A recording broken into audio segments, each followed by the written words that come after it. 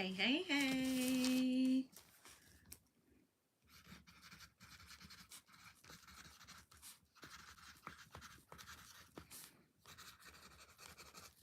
I was just finishing up my notes, you know. Hey, hey, hey, y'all. It's Robin. It's your Glamour Planner. And welcome to my live where we're going to be talking about the Miracle Marigold. So I'm going to wait and see if we can get some people to come in here because technically I am a minute early. So I'm going to wait and let you guys come on in. We're going to talk about a lot tonight. We're going to talk about marigolds. We're going to talk about a beautiful marigold that I'm pretty sure a lot of you did not know was a marigold. So we're going to get into it. Hey, Mike. How you doing, Mike? How you doing? Hey, Serena.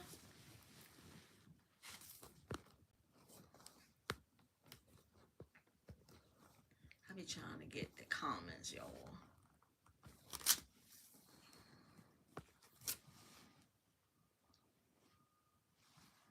So I gotta watch the comments too, y'all, because you know crazy people be coming in here. Oh, let's see, let's see.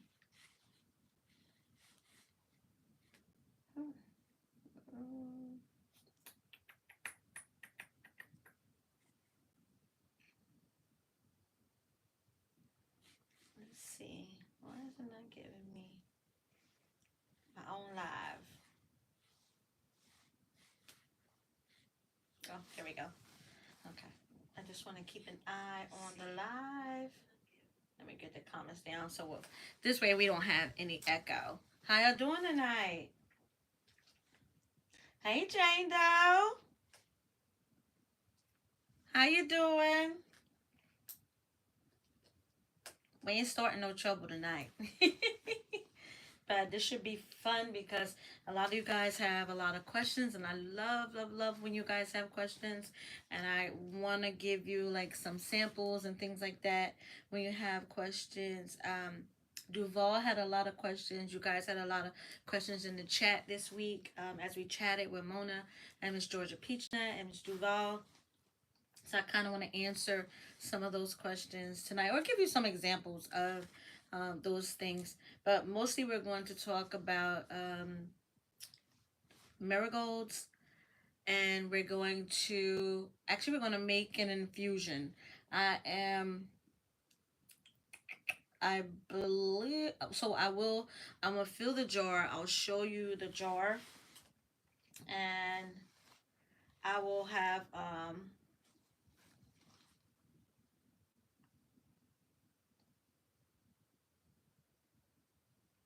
okay.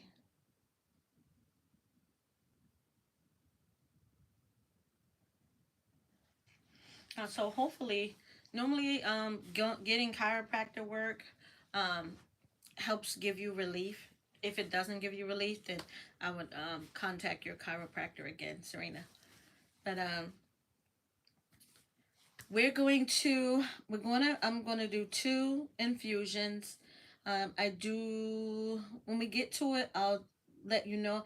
I can't let you know every ingredient that is in it because I'm giving my recipe for which I help people with their well-being, but I'll give you the basis of the recipe. That way if you guys want to try it at home, you'll be able to try it at home. You'll be able to add your own herbs based on your own need.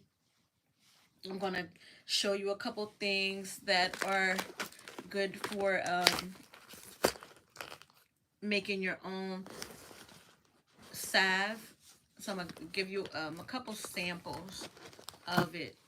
I'm trying to see, guys. I'm sorry. I have my notes and everything here.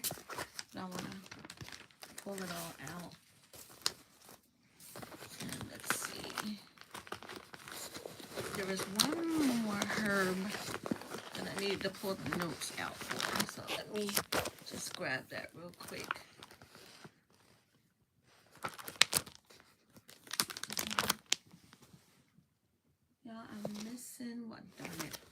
I am missing one more herb.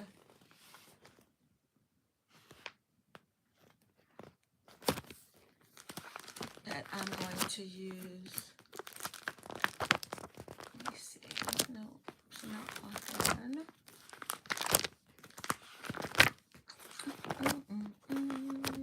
We talked about moringa. Some of the herbs that I'll talk about tonight we've already discussed in a different video. I'm going to just refer you to that video. That way I don't have to go back over the same notes again. Plus, I talked about it so in depth, and it's best to go and watch that video instead of me trying to remember all that I said and I gave in that video. Although I can probably recall a whole lot of it. I just want you to get the full benefit of it. And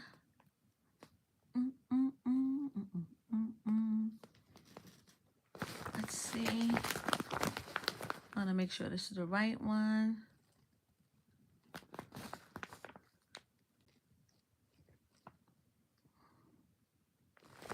Okay. All right. This one herb, I had told the children in my youth program all of the things that it do, and it the children went crazy over it. It was neem. I was telling the students some of the benefits of neem, and I am going to be using just a little bit of this because this is, my neem is more for oral health, even though it has an abundance of health benefits. Hey Felicia, F.R. Humphrey, I believe that just came in the chat. How you doing?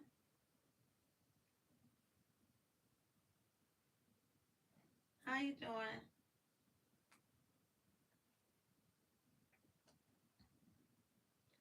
Mike, what you?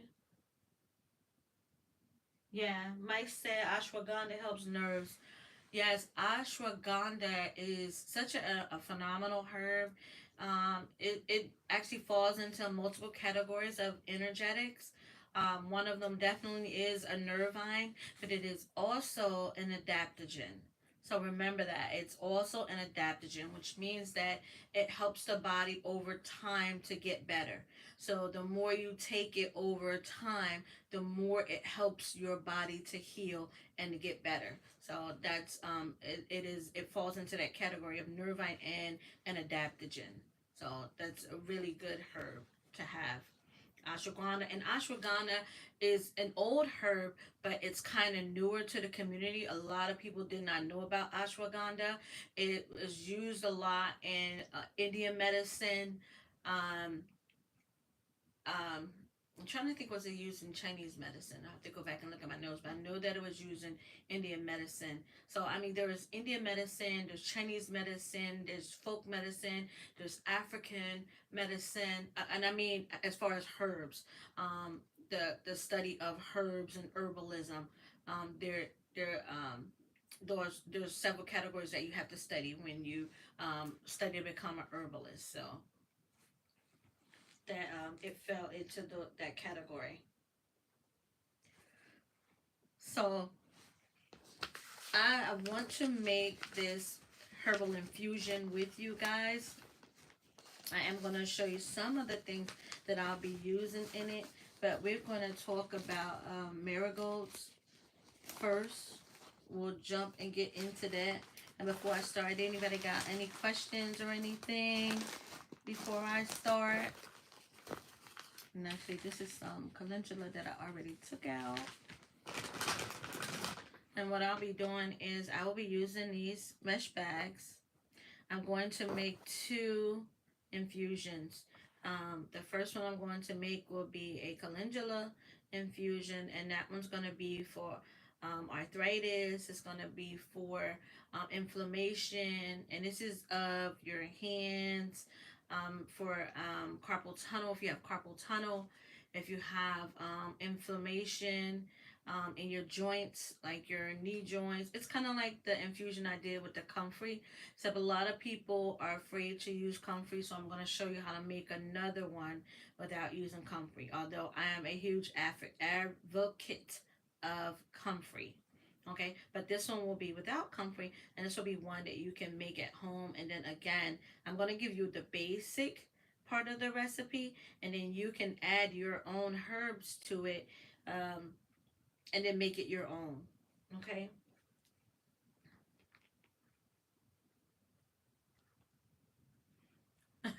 I'm not a loud person, Serena. That's probably the main thing, is I don't really talk loud. So let's see if I can. My volume is was just one step away from being at maximum. So I probably gonna have to read my lips, or slow it down, or watch the replay. Okay. So the basis of both of these are going to be our wonderful, wonderful calendula. So let's talk about marigolds. Did you know that calendula was a marigold? In the comments, anybody that's in the comments? Did any of you know that calendula is part of the marigold family?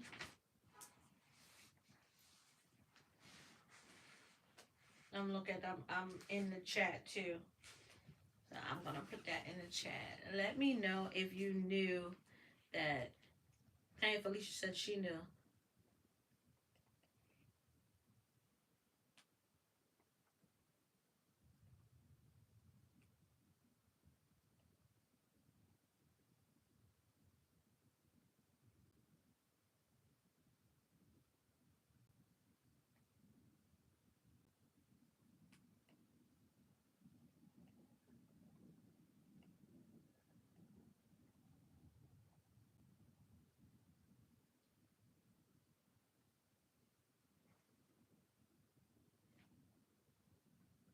My phone is not acting right. So I'm trying to speak in the comments as well.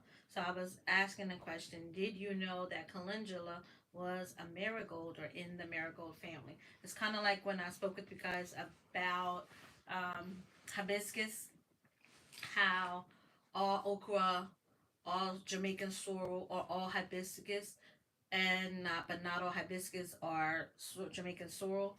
So there's sorrel, there's roses.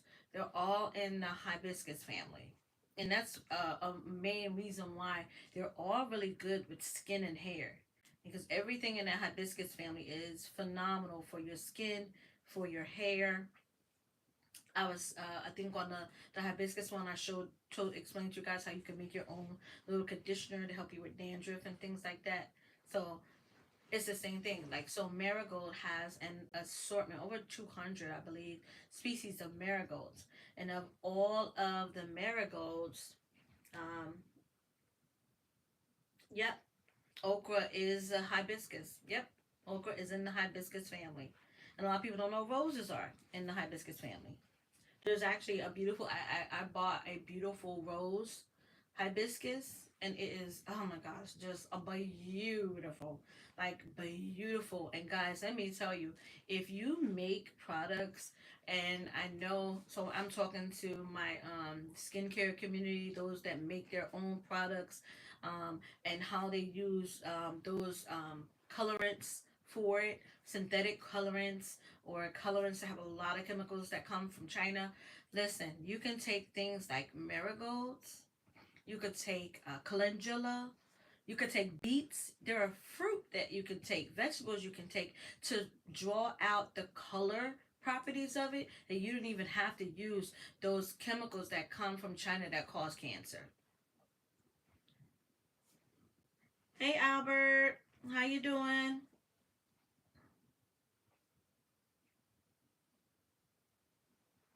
So yeah, and that's for anybody that, even if you're like an artist and you want to paint, and you can get the colorant from plant like beets and hibiscus or sorrel.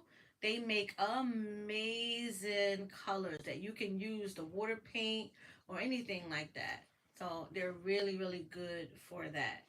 And you won't even have to use a chemical in order to draw out its color properties. And here you have a natural. So for instance, if you make shampoo or conditioner or things like that, and you want to change the color of it just because it's a different, you make different variations of your product, you can use natural plant sources, which is originally where it comes from.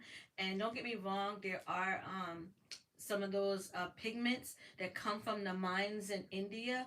Those are real. Like those color pigments are real. You just got to make sure you're getting it from there. And again, I'm an advocate of fair trade.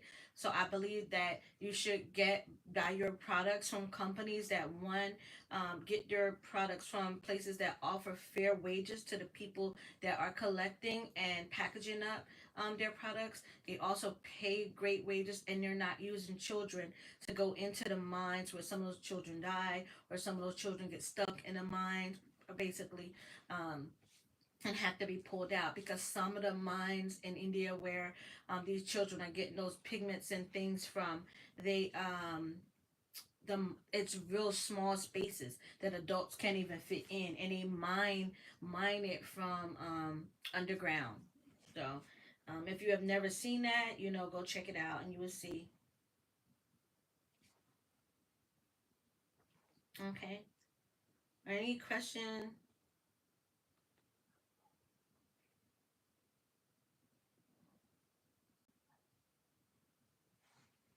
Okay, so let's get back to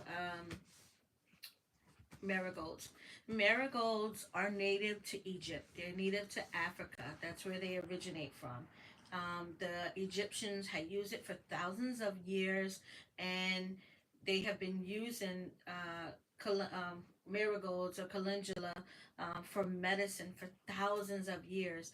And recently, Western medicine had adopted the use of calendula because of its oxidative properties, or its ability to fight free radicals. So when they saw how important it is in many pharmacology and toxicology magazines, they talk about the use of calendula in our medicine that they make today. There are over 200 medicines that contain the compounds of calendula in it, because calendula is such an um, medicinal plant. It is actually the most medicinal marigold. While there's African marigold, there's so many variations of marigold. I think there's like a German marigold. There's so many different variations of marigold, but of all of them, calendula is the most medicinal. There is no other marigold that is more medicinal than this. There's actually one marigold that isn't used for its medicinal purpose. It's actually just used for its plant, because its marigolds have the most aromatic scent, and it is used for repelling bugs and insects. It is used because of how pretty and beautiful the flowers are. If you've ever seen the what is that? That African marigold, or the Egyptian marigold, whatever. It is so huge. You can tell the difference of marigolds when they're from the African marigold and other places, because that African marigold has the hugest head on its plant. It has the hugest plant head, for lack of a better word for saying it. But it is a phenomenal, beautiful plant. But all marigolds are beautiful. I have here, what I do is it's not to say that all marigolds aren't medicinal. It's just that calendula is the most medicinal. So what I do is, once the marigold blooms, and if you ever seen it, the flowers just so pretty. And then once the bloom and it starts to close and dry up, that's when I'll harvest it. So these are just the heads, and I dry them out in a dehydrator so that I can use them. I do use them. So these are the marigold heads. Um, these are not the African marigold.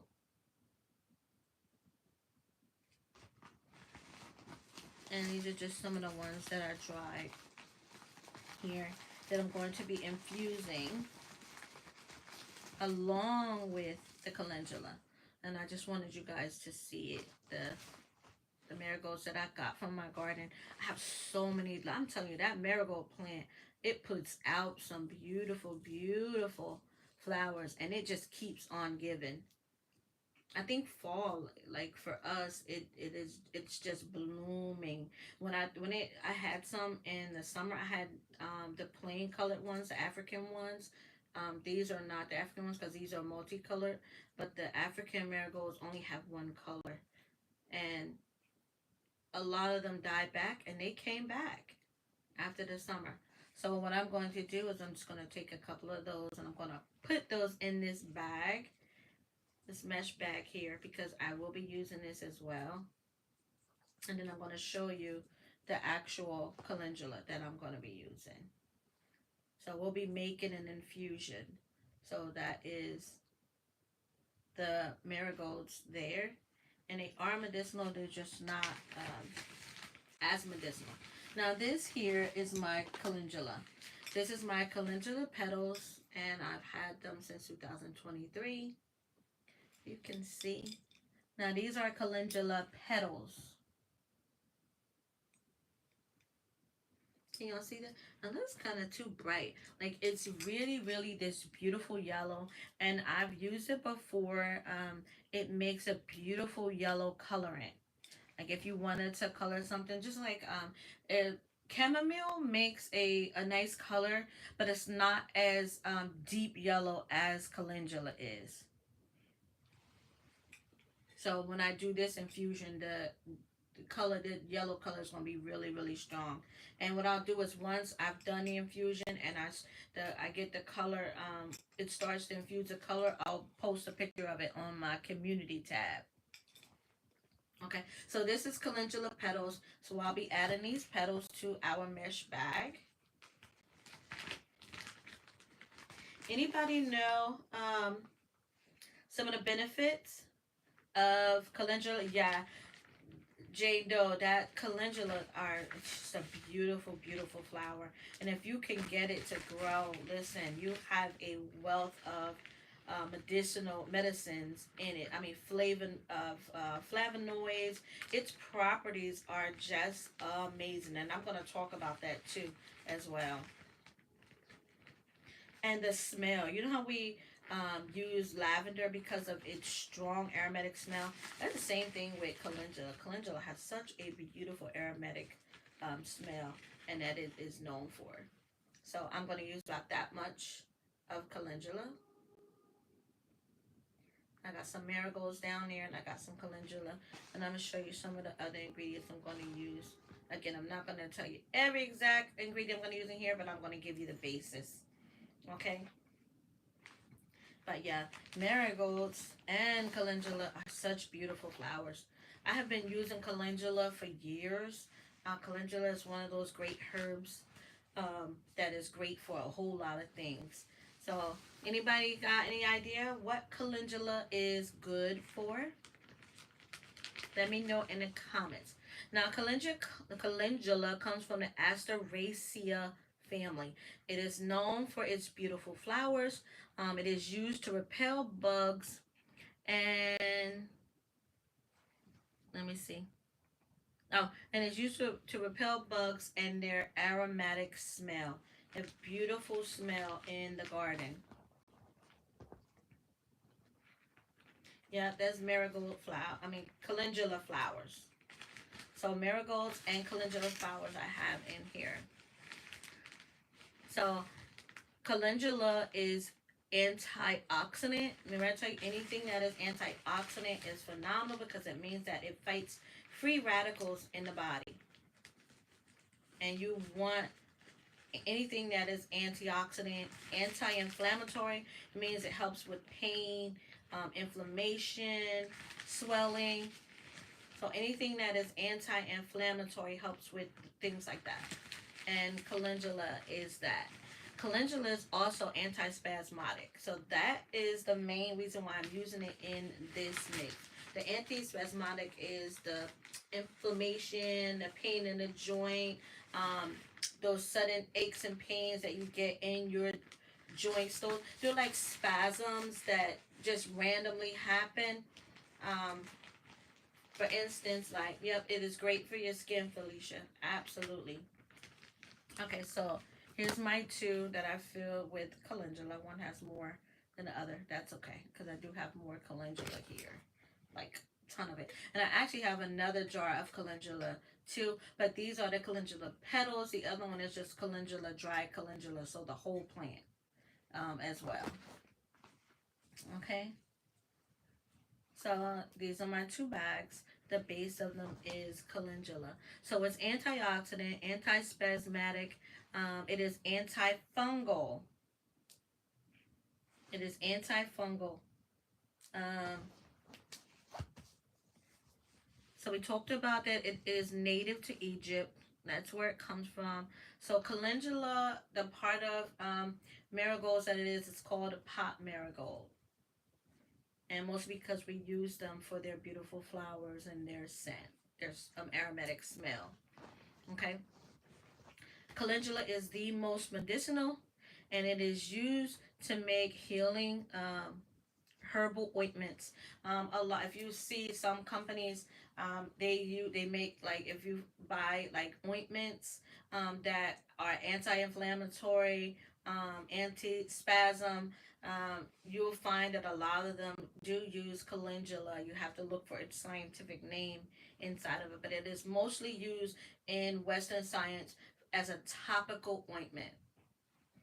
And that was one of the things I am gonna touch on too, is how to make your own um salve. Yeah. I'll give you some of the ingredients for making your own salve. So you can make you a calendula salve. And I'll talk about some of the oils that you can use to make it, some of the other ingredients that I use to make it, because that was a big question that everybody had asked, is how to make a salve this week. Okay, so we'll talk about that in a second. So now, it is used to make ointments, teas, tinctures, and mostly as topical treatment. It has been used for its antifungal properties. So there are over 200 medicines used by Western science that actually use calendula um, or marigold extract, but it's always calendula. They use it's called the calendula marigold extract, and that's what they use in a lot of topical treatments. And it is used for conditions like rashes, allergies, eczema, dermatitis, painful swelling, redness, muscle soreness, muscle cramps, sprains, eye infections. Another big thing that Western science use calendula for is eye infections. There you'll see a lot of eye drops will have calendula extract or calendula marigold extract in it, because calendula marigold extract has its antifungal properties, where it relieves conjunctivitis, which is that inflammation and redness and swelling under your eyelid. So you'll see a lot of Western medicine drops that have calendula extract in it, because it is phenomenal for reducing that inflammation and conjunctivitis. Just to name a few of some of the things that it reduced. But swelling, of course, um, the eye inflammation, oh, itchiness. If you have itchiness, say like for instance, women get that itchiness under their breasts, you can make a calendula, a salve, where you can rub it under there and it'll remove that itchiness feeling. Whenever you have that itchiness under places like crevices and things like that, it is normally fungal, and calendula is very high on the antifungal properties. Okay, so you definitely can use calendula for that purpose, getting in those areas. You know how they were making that deodorant that's supposed to be all over the body? You can make your own salve and use that in those areas. You don't want to just stop the itching. See, itching is telling you that there's something going on, and you have to treat the condition, not mask it, not stop the body from responding, but you want to treat the condition. You want to address the condition that is causing the itching. Like people with eczema, calendula is phenomenal for eczema, psoriasis, things of that nature, because those are fungal infections. I don't care what nobody tell you. Those are fungal infections and they must be treated with antifungal herbs. Okay? So, let me see. Where am I at? Okay. Then with the eye, the fungal infection. Oh, it helps with athlete's foot. It helps with candida, women who get vaginosis, what do you call that? Well, candida down there for women. For men, well, everyone. If you have children, this is that time of year when children get ringworm. It is their constant touching with other kids that they pass ringworm, and you'll see children get it in their hair, they get it on their face, they get it on their body, because they are that hand-to-hand contact with someone that is infected with ringworm. So calendula is phenomenal with removing ringworm. Okay, you can make your own. Again, you can make a salve. I would make an oil. If you have children, and I always tell my children to just be prepared. So tonight, when I make this oil, I'm definitely making an oil that they'll be able to use on the children. I always try to prep them because this is that time of year when infections go around like really, really bad. So you want to be prepared. Oh my goodness. Pets.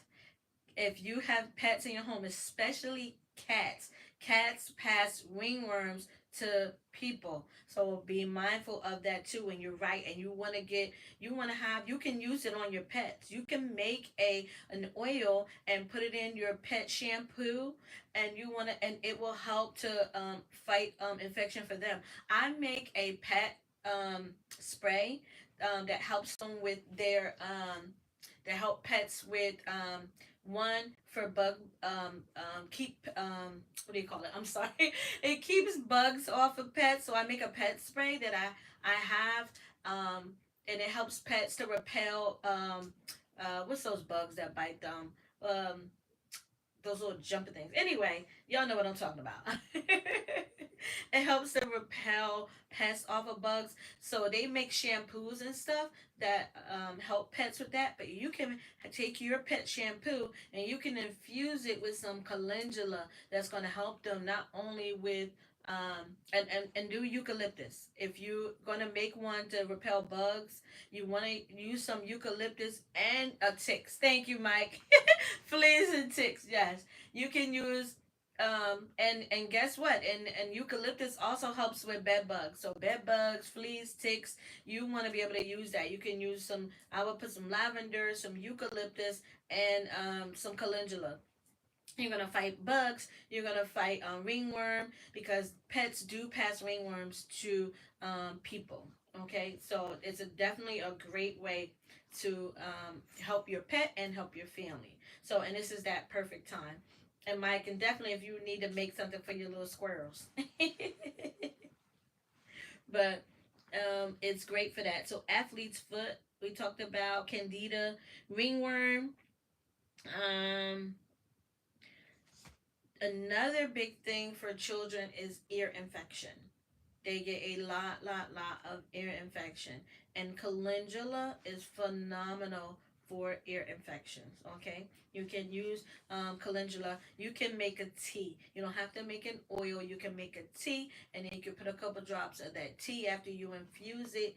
Whether you're doing it for 6 weeks, or whether you're doing a 24-hour, putting it in some this distilled water, and you can use it as an eardrop for children who have ear infection. Okay.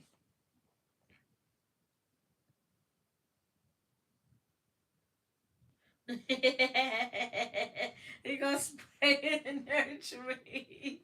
What if they just jump to another tree?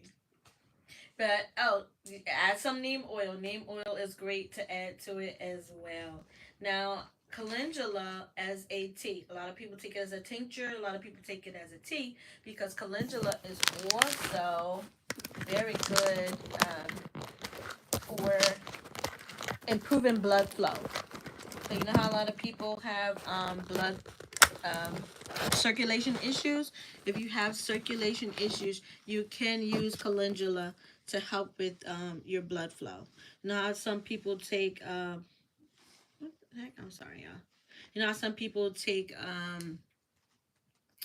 a baby aspirin because they want to thin their blood to improve the circulation, when you can naturally improve your circulation by drinking calendula tea. Calendula tea is excellent for that. Let's see.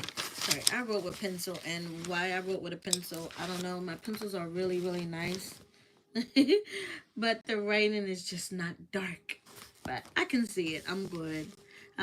It is super great, not only for your tea, making it as a tea, and for blood flow, but it's also, like Felicia said, it is great for your skin. I don't think there are three herbs that four herbs that are excellent for your skin. It is calendula, it is hibiscus, it is burdock, calendula, hibiscus, burdock, and roses. Dried roses, dried calendula, dry hibiscus. Right, J Doe? We gotta make sure he can help his squirrels too. So roses, hibiscus, calendula, and burdock are all phenomenal for your skin. Um, so calendula or marigolds. Marigolds not as high in the medicinal property, but you can still use them. But calendula is great for your skin, any type of skin infection, eczema. It is phenomenal for your skin. It works like an astringent. And it also dries out that fungal infection. So any type of fungal infection, it'll take care of that. It is also great for your digestion. It is great for things like gastritis, reflux, and ulcers. You can drink it as a tea. If you're going to drink it as a tea, it is great for your calming your digestive system down. You know, we have that upset stomach sometime. Calendula is super good for that. Stomach aches, menstrual cramps. Um, Also, believe it or not, it is also good for coughs and sore throats. Say you don't have basil on hand, say you don't have mint on hand, and you're looking for the next best thing for a sore throat or a cough, you want to definitely get you some calendula. It's great for coughs and sore throats.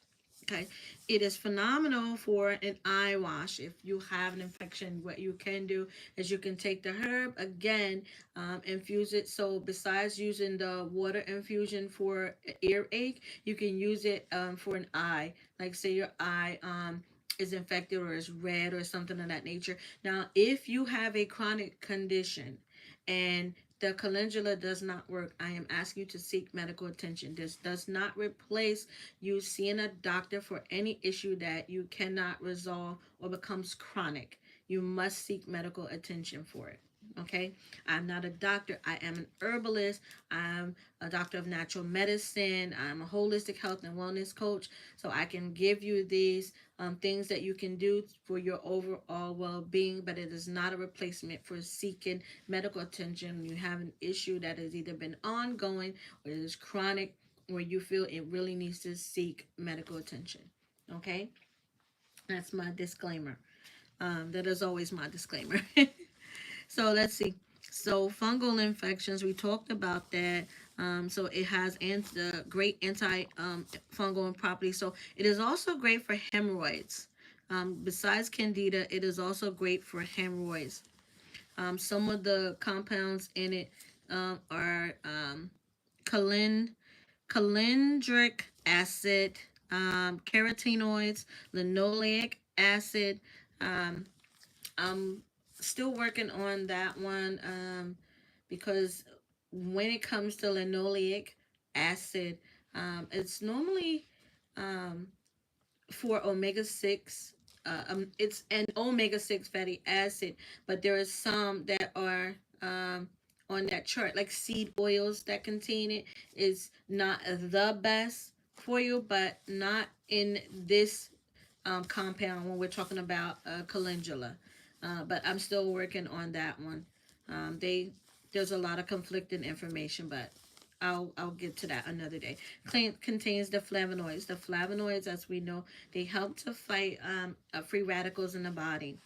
Free radicals are what causes the oxidative stress, and calendula calms that down. So it helps to fight free radicals in the body. So that means it is anti-cancer.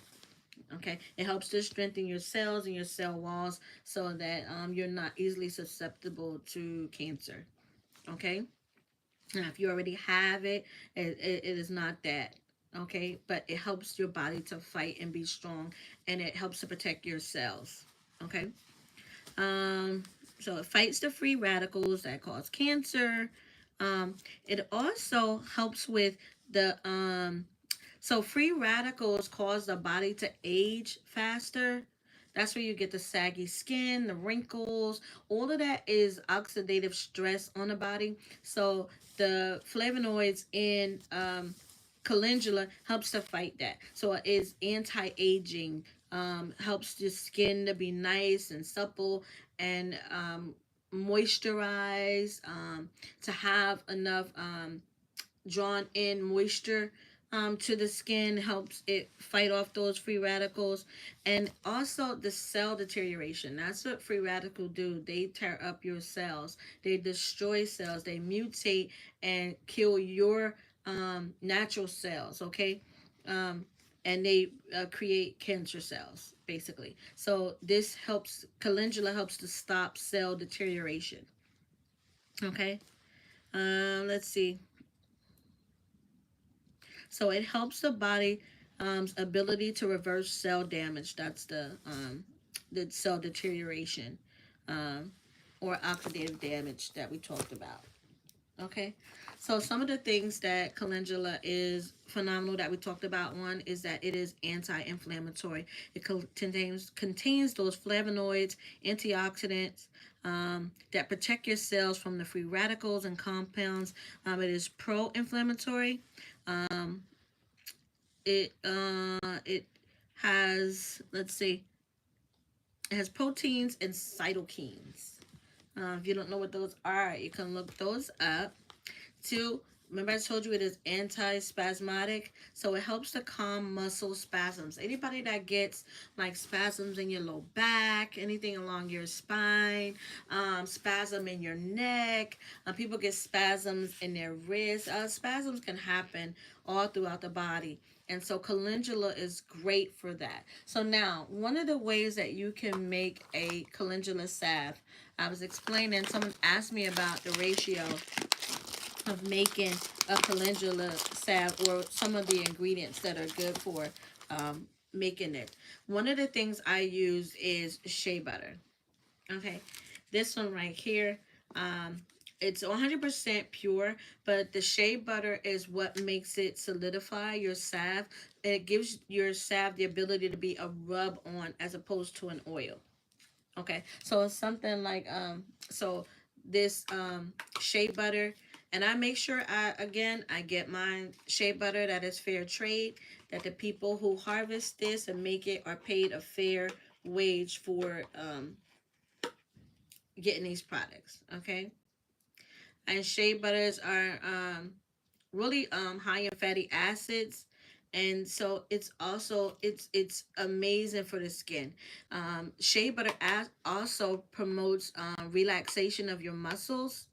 Okay, it also reduce pain and swelling and redness as well. Shea butter has its own compounds, so when we're combining it with things like calendula, and some other things that I'm going to show you, it helps with that. And that's why you'll see a lot of people that make skincare products, they have shea butter in it, which is phenomenal in and of itself.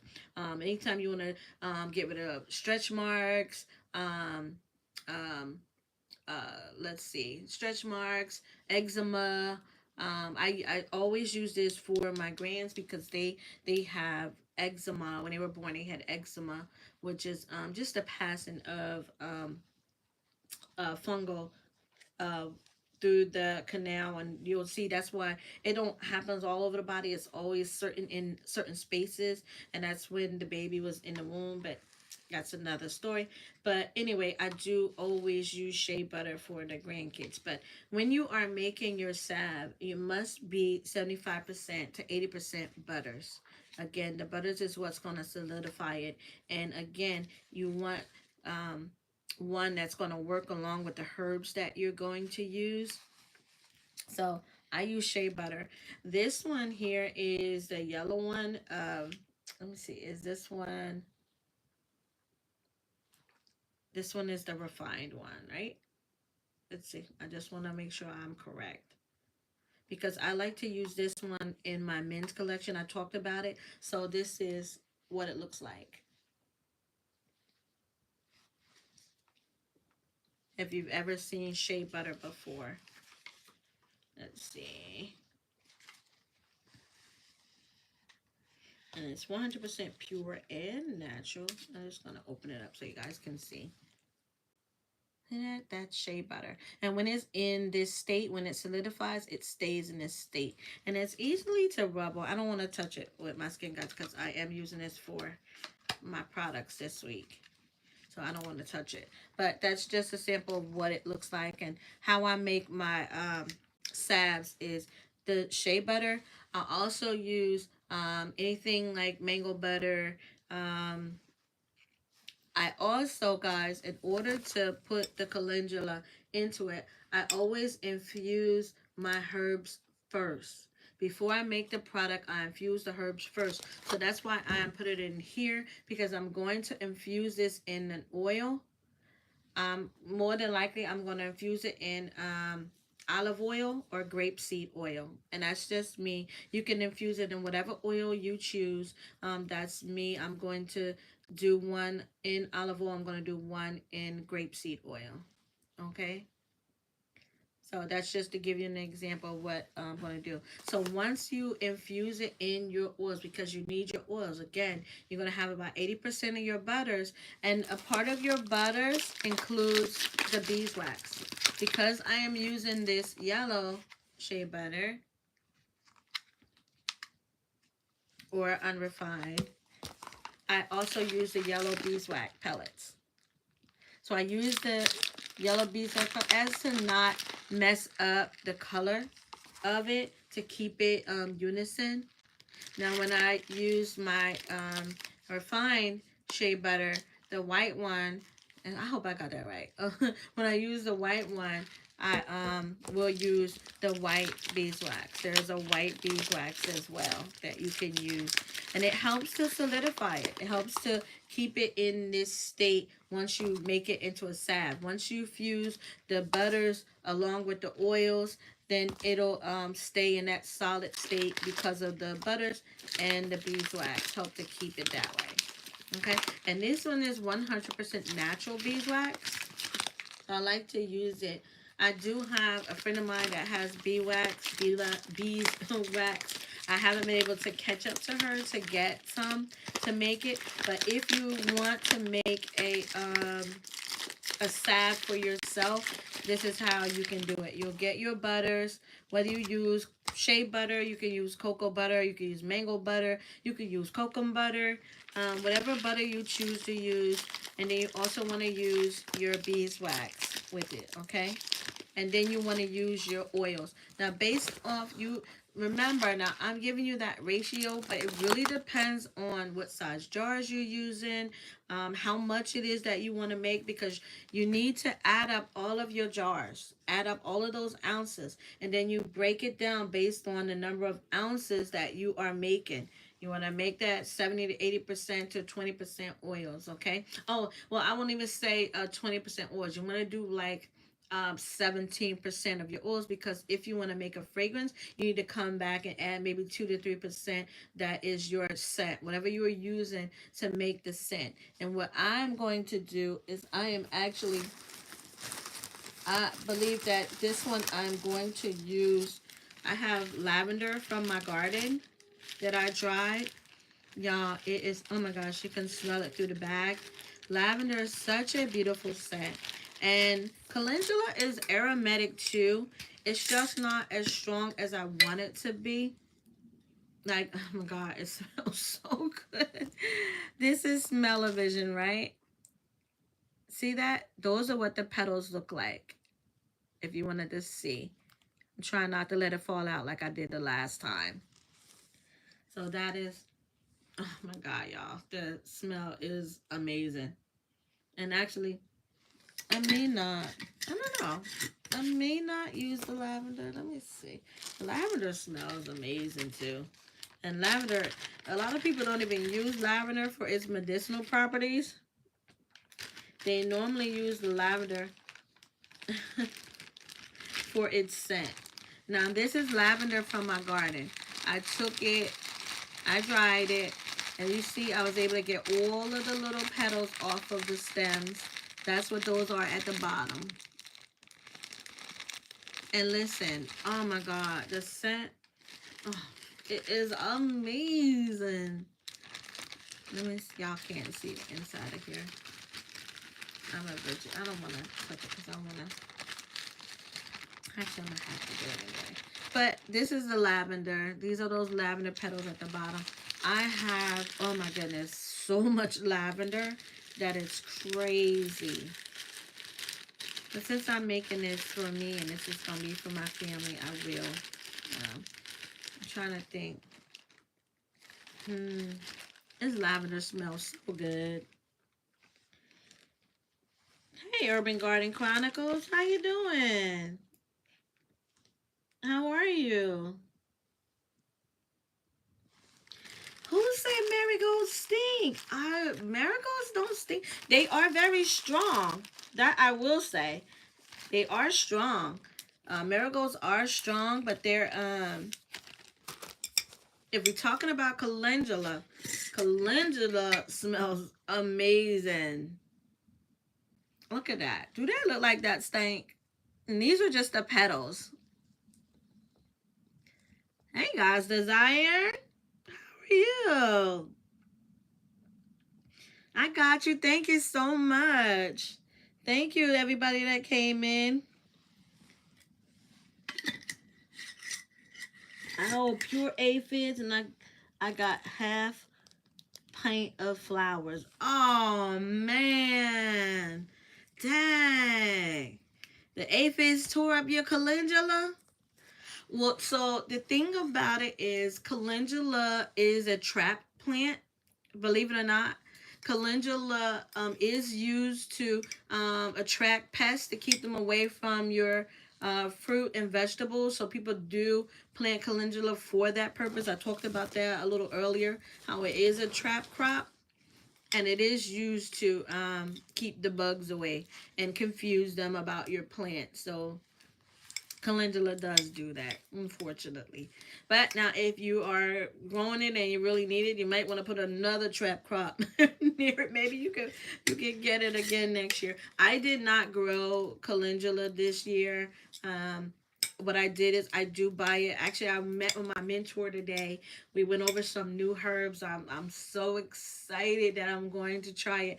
And actually, one of these packets I'll be using the new herbs that I learned from my mentor today. We went over 2 new herbs that I'm adding to my apothecary, and I'm telling you, it's going to make this help people with arthritis and carpal tunnel, any type of muscle spasms and things like that. It's going to be highly anti-spasmodic. It's going to be high. I asked for a herb that was high in anti-inflammatory properties, and I can't wait. I'm going to infuse this. I do not I sometimes, if I really need it bad, I'll do the double boiler method.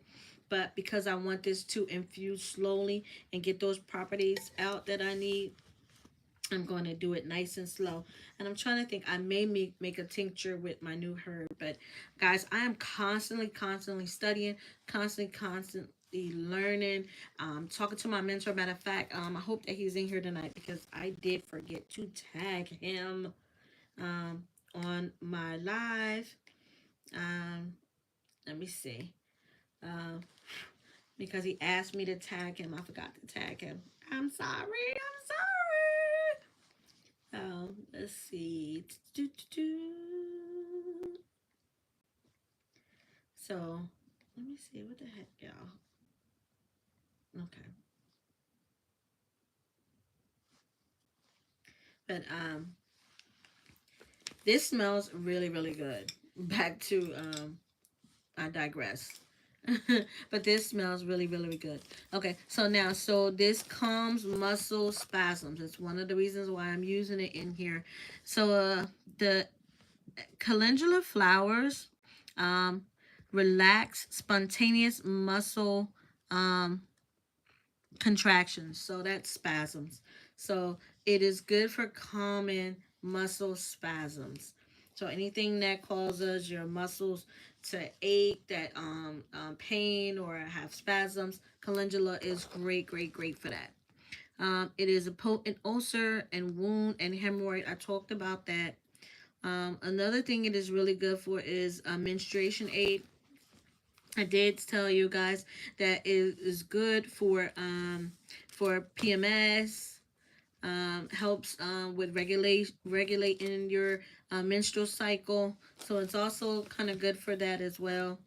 The one of the highest properties is that it is antifungal, it is antimicrobial, and is antiviral.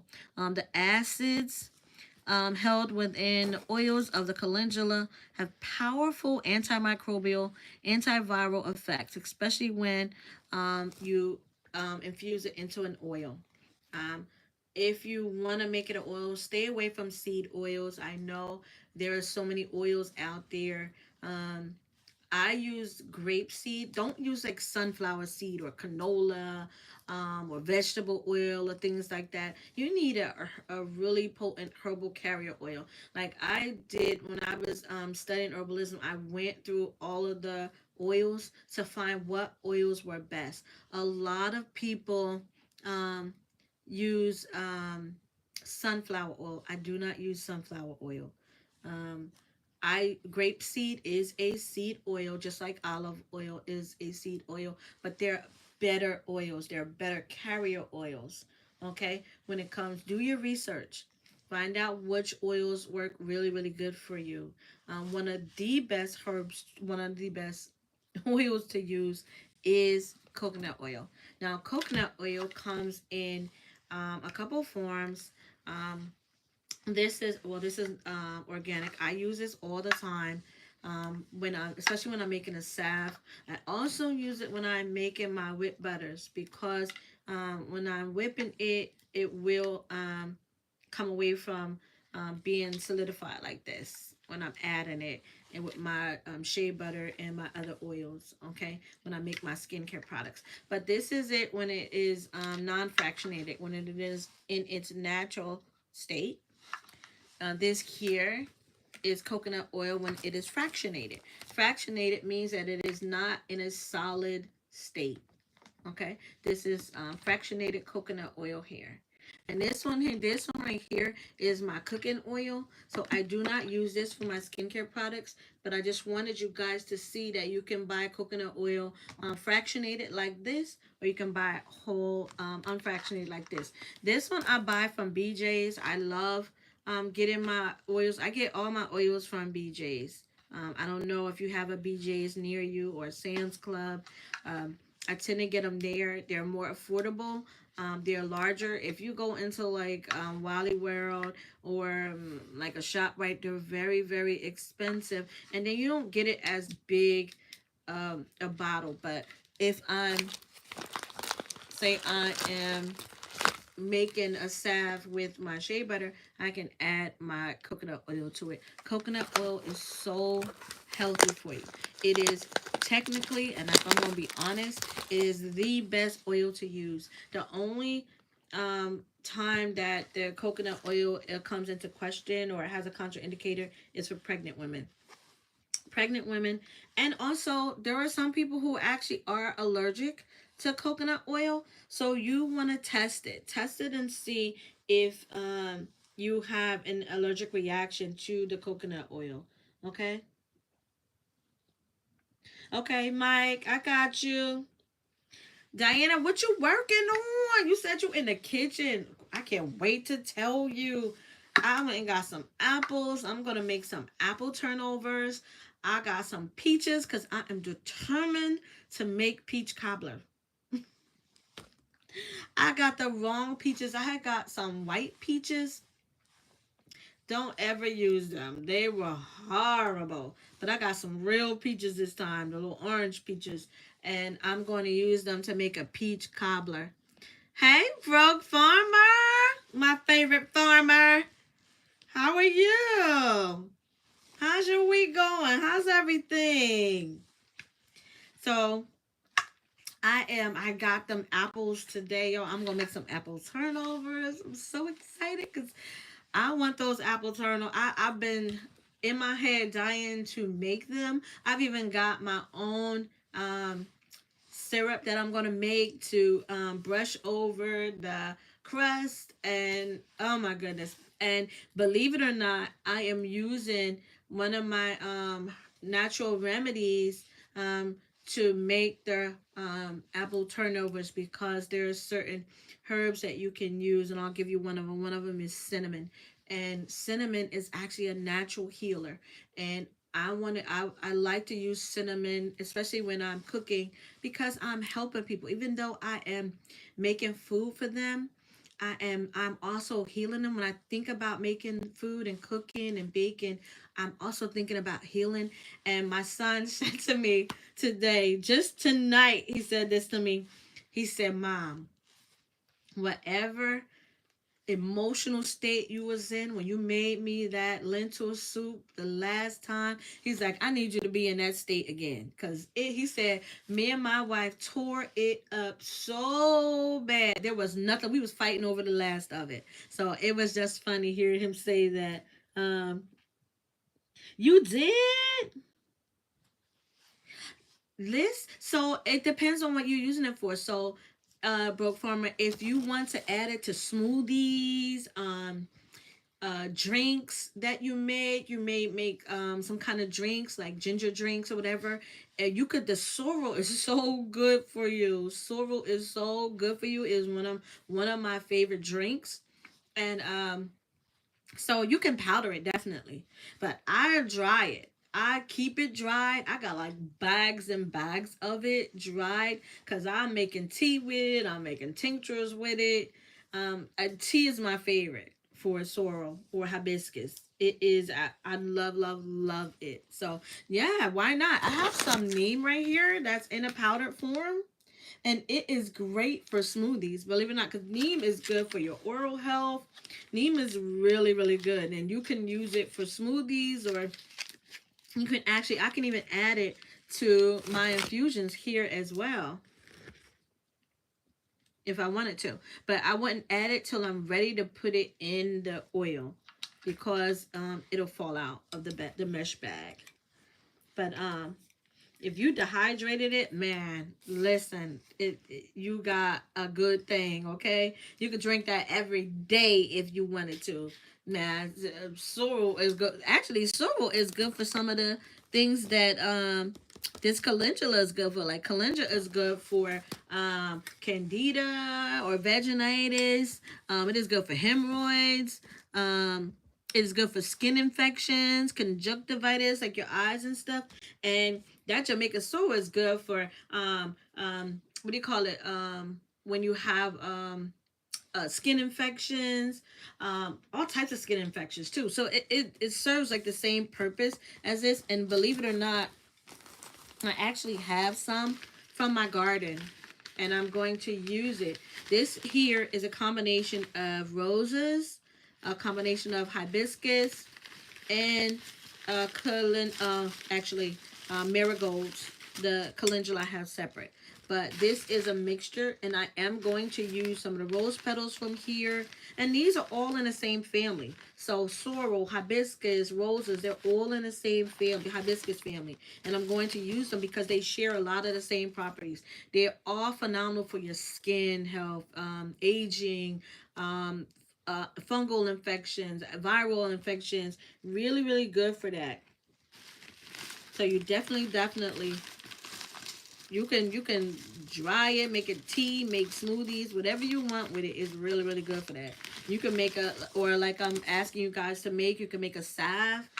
You can use your sorrel for that. You can infuse it with some coconut oil, some shea butter, and a beeswax, and make you a nice little skin lotion. Or you can make a skin salve to help you. Like if you say like you work a lot with your body, like lifting and all those things like that, it is great to rub on joints for aches and pains like that. Hey, you can even take some sorrel and throw it in your bathtub. Now, listen, it's going to stain it. Now, before you go throwing it in the tub, believe me, that color is so rich and it will stain your tub. You're gonna have to get you some Comet or whatever you use to clean, some vinegar, and get some elbow grease in there and get it off. So I'm just warning you, but it is really good for relaxing your muscles and things like that. Just like the calendula, you can make a bath tea. You can actually take it, put it in a bag like this, and put it in your bathtub with some hot water, as hot as you can stand. I'm not asking you to burn yourself. Well, guess what? With that old skin, I'm gonna tell you another a trick you can do. Take your favorite lotion, throw a couple of those Jamaica sorrels in that lotion and let it infuse. Give it 24 hours to infuse. Shake it up every time you walk past it to just get those medicinal properties released from it. Oh, crush it first though. Crush it first. If it's dried, crush it first. Then put it in your favorite lotion, your favorite hair conditioner, your favorite body wash. You can stick it in there. Shake it on up, let it infuse for 24 hours, and then use it. And you'll be drawing some of those medicinal properties out of it, especially if it's already dried, because then you're going to release those properties. She said, no, don't powder it. Yeah, I love making a sorrel tea or a tincture. That is my best way to use it. He can powder it if he want to use it for smoothies, if he's the type of guy that makes smoothies with it. Oh yeah, you definitely can make that Jamaican drink. If you've never seen a Jamaican soul drink, I suggest you go on YouTube and look it up. It's amazing and it tastes so good. I have a Caribbean store around the corner from me. Let me tell you, every time I go get me some of the food, they got a big container of the sorrel with ginger. Oh my God, it is my favorite. I'm telling y'all, hibiscus, sorrel, favorite drink. Favorite drink. I'm telling you, like, if you don't know, favorite drink. Okay, so again, coconut oil comes in two forms: fractionated and its original form, non-fractionated. Okay, the fractionated version allows it to stay liquefied. Okay, so that is that. Let me see. Another thing that I'm going to infuse into my mixture is these are avocado skins. I dry them. You guys see. This is avocado. Now, I bought some new avocado today because I only got a little bit left. I do make, you can make your own avocado oil. Avocado oil is phenomenal for your skin. So, I am adding this as an added benefit for skin health. Okay, so I'm using it. And this is what it looks like when you dry the skin. And if you don't know how to do it, there are a lot of videos on how to extract the oils from it. You can save the seed and grow an avocado tree, whatever you want to do with it. But avocados are super, super good.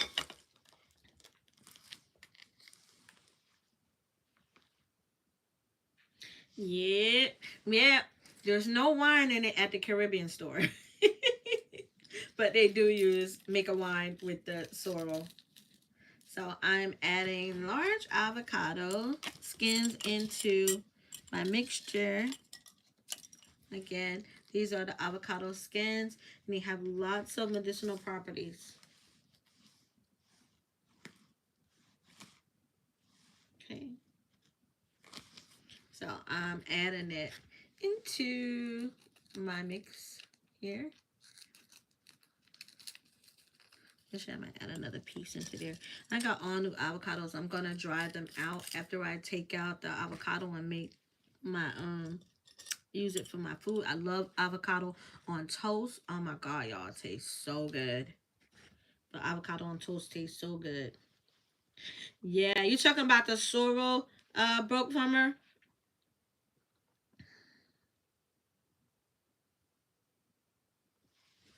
Urban Garden Chronicles. She's going to find UGC going to go find the name for it, the drink that they make with it. So avocado is what I added to it as well. Are there any questions? I gave a lot of information. Gave y'all some tips on how to make your own salve. Some of the ingredients that you can use. So now, another thing that I'm going to add. Let me do this right. Hold on, guys. I'm sorry. Give me one quick second. One quick second. I just gotta grab a spoon.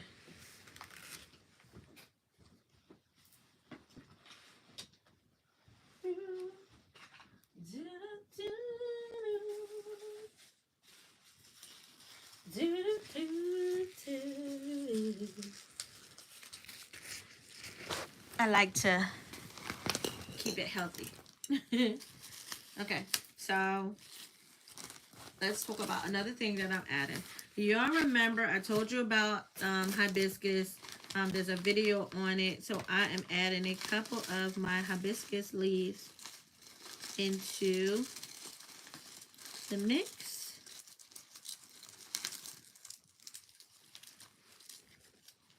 And I'm not crushing it up now. Before I put it in the oil, I will crush it up. Crushing it releases its compounds. It tells it to release its medicinal properties. That's why you see people use that pestle and mortar, because they want to crush the herbs up. Or that's how you make the powder, like Brooke was just asking, is how to make the powder. Should I powder it? And all it is just taking a herb and crushing it to a fine powder. Oh, guess what? Now, if you wanted to make pills out of it, you turn it into a pill. People crush it up to make pills out of it and then sell the pill. I have not made any pills yet, but it's not a hard process. Okay, so now I have avocado, hibiscus, marigold, and calendula in there. Now this, I'm making two different infusions. There are going to be some more ingredients I add because they both will not be the same. Okay, so again, y'all know all of the benefits of the hibiscus I add in there. It definitely has collagen in it. It helps with skin, brightens your complexion. And it helps to increase the absorption rate. So everything, all the herbs and things that I'm putting in here. Hey, Swoop, how you doing, love? Thank you for coming in. It helps with everything that I'm using. They all work together, have the same benefits. So that's the avocado. Look at avocado oils that'll come out of the skin that I'm using. The calendula petals, the high medicinal properties that we talked about in the beginning. Then I have some hibiscus leaves in here. I have some marigolds, a couple marigolds in here. I am going to add a couple rose petal flowers. Let's get some of the rose petals. I have so many. I have dried hibiscus that I dried the leaves myself, which is so, so good for you. This one here, I haven't decided if I'm going to use it because it works the same way too, is echinacea. And we talked about echinacea before. This is just dried echinacea from my garden. And again, this is lavender. Lavender has a really, really beautiful scent. It's good for calming and soothing and enhancing the mood. But again, this calendula, it smells so amazing. I don't think, guys, I keep showing y'all because that's how good it smells. But this is the star of the show. We talked about calendula. If you don't know, calendula is part of the marigold family. It is the most medicinal plant in the marigold family. And there's a variety of species of marigolds, but of them all, calendula is the most medicinal. Okay, so I'm going to add some rose petals into there. If you don't know, I talked about roses before when I made rose water and rose oil on my live that I did a couple months back. You guys, it's still there. You guys can see it and see all those benefits of roses. And roses are part of the hibiscus family. If you didn't know that as well, roses are part of the hibiscus family. Okay. So that's that. See that?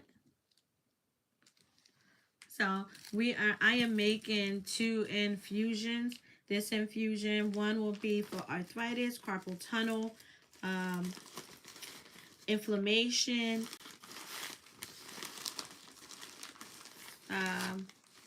any type of muscle spasms, things like that. That's one of them going to be for.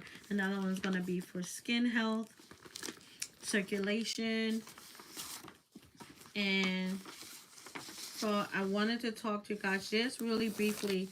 A herb that I'm going to add in here. I want to.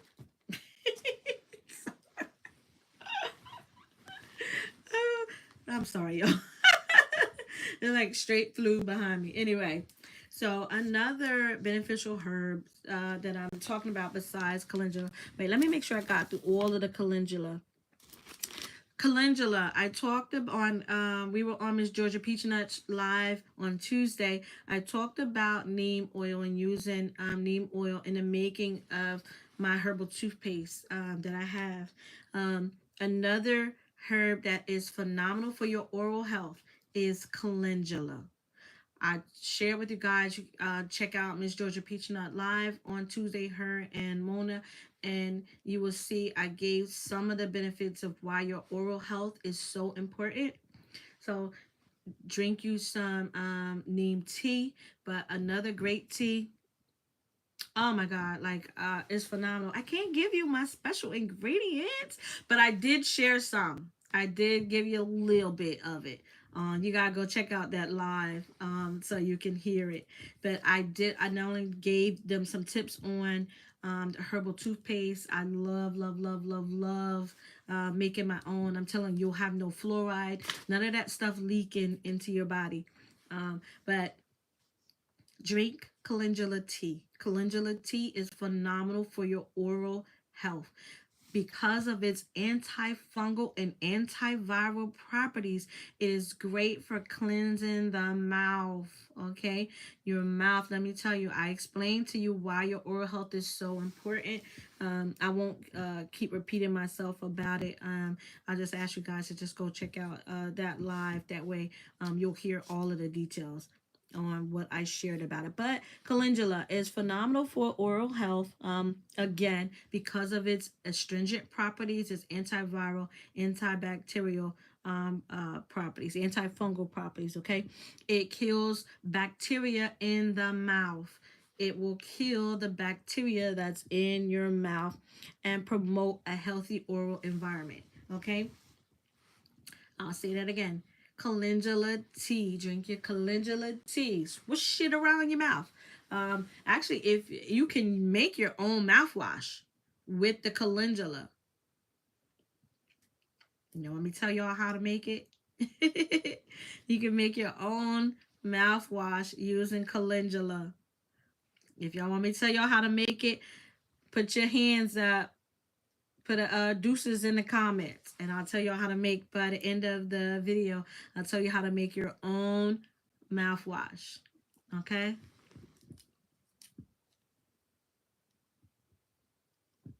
Oh, you got calendula seeds? Whoa, broke. I might have to hit you up. I do not have any calendula seeds. My herbal mentor, he I buy my calendula petals and flowers from him. So I always got these on deck. So yes, I can tell you how to make your own herbal mouthwash. But I gotta see those deuces in the comments. Y'all gotta put them deuces in the comments.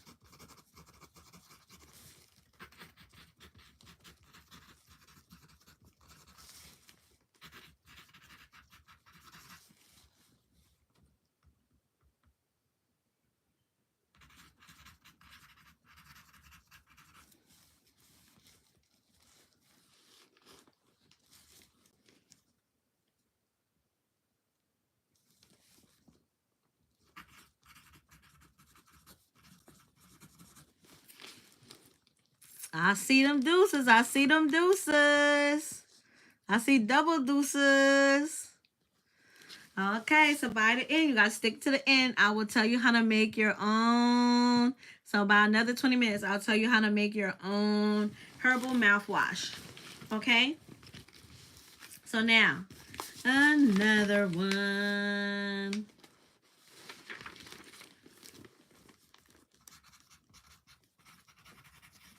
Okay. Okay. So I was just writing down the ingredients for the mouthwash. That's why y'all see me scribbling.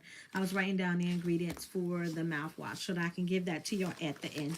Okay, so that's that. Now, I'm trying to think what else I had here that I needed to share with you. So these are going to be the 2 jars that I'm making because I get a lot of requests for people who suffer from carpal tunnel, suffer from a lot of muscle aches and pains, and I'm going to make a large jar of the one for carpal tunnel, for arthritis, things like that. So I will make a large infusion. This will be an oil infusion. I should make a tincture. I think I may make a tincture as well. But this is what I use to, I'm going to make the infusion with this. And again, I am going to use one with grapeseed oil. And then the other one that I'm making, I will infuse with olive oil. I will use this jar for the olive oil. I will use this jar for the grapeseed oil. And what I do is, let me add the last ingredients that I am going to share with you guys, because again, I'm not going to share all of the ingredients because it is my formulation. And it is what I use when I am using it to help people with their well-being. Okay, so one of the things that I'm going to talk about again tonight, Calendula was the start of the show. And I already told you the last one was Calendula. It discourages cancer, or it is has flavonoids in it. It is anti-carcinogenic, which helps to fight free radicals in the body. Okay, it also helps to fight tumors. I think the acidity within the body that causes tumors.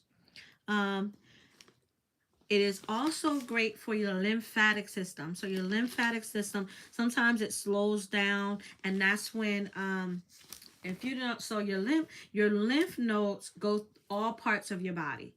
If you were to take an anatomy class, and I would, anybody that is watching this, if you get a chance, please take an anatomy class, just a simple anatomy class, just so you or take a health class that talks about the 11 body systems. Okay, you want to just understand how they all work together, and I'm telling you, they work together.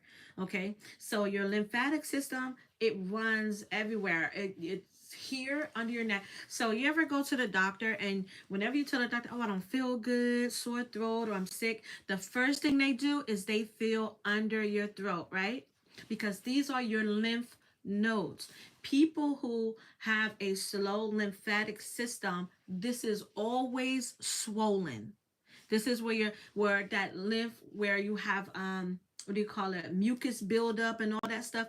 If you have congestion or things like that, this will always be swollen, because this is where your lymphatic start, your lymph nodes are. And then it runs down the front of your body, down your legs, it runs down your arms. That is your lymphatic system. And a lot of times, while we have slow okay, what you make? You still ain't tell me what you making, God's desire. You still ain't tell me what you making. I told you I'm about to make some peach cobbler and some apple turnovers. Let me know if anybody got a recipe for apple turnovers in the comments too. And let me know if you bake and you do apple turnover, or you got like a phenomenal recipe for peach cobbler. My son loves peach cobbler, and this was my first year eating it this year, and I fell in love with it ever since. And I said, as soon as peaches were nice and ripe, I was going to make some. So I went and got the right peaches. I tried making peach cobbler last month. I had white peaches. It didn't turn out right. They were soupy. I don't know. I think they might have been GMO peaches. Who knows? But and they didn't turn out right. So I got the right peaches today. I got organic peaches and they're orange, and I'm gonna make some phenomenal peach cobbler. Apple turnovers. Oh my god. So I make a banging apple pie. Apple pie, and I'm telling you, with my food, I love to heal as well with my food. Listen, anyone that cooks understand that life and death lies in the power of your cooking. So when you are cooking, make sure you're in the right state of mind. That the best advice I can give you is that when you are prepping food, I don't care if you're canning, you're cooking, you're baking, whatever it is, please be in the right state of mind, because within you lies the power to heal people or harm them. Food poisoning is not just toxins in the food. Food poisoning is also a bad mental state in a person that is prepping the food. So make sure, please, that when you are making food, even if you're making it for yourself, make sure you're in the right state of mind. Because again, in that preparation of the food lies your ability to heal or harm someone. Okay, that's my PSA for tonight. So that's why I love cooking. So let me know, anybody with that peach cobbler recipe, and but you'll have to wait and see. I'll make sure I take a picture of the turnovers that I make, and it's kind of like a empanada. I used to love, they used to have these apple empanadas at Taco Bell. I never liked their food, but that apple empanada, and that's the one thing they took off the menu. The one thing they took off the menu that was actually good for you is those beautiful apples. So I went to the farm. I'm gonna load that video up too. I went to the farm and I got some gala apples, some delicious apples. I did not get Granny Smith because Granny Smith is Granny Smith I feel are good for apple pie. But the other apples are great for making turnovers and stuff. Okay. You grow peaches. Listen, y'all, that's Georgia. That is the peach state, okay? I needed to get me some Georgia peaches. I should have had somebody send me a box of Georgia peaches. Oh my goodness. Listen, that would be, oh, some peach cobbler. Oh my God. Anyway, let me digress. Because now I'm thinking about it and I really want to make it. And let me tell you, I search for the right apples and I search for the right peaches. Because I'm telling you, you cannot make everything with every variety of that fruit. And I'm telling you, those peaches, let me tell you, it was so nasty looking. They just deteriorated. And I was like, they did not sell me some doggone GMO peaches.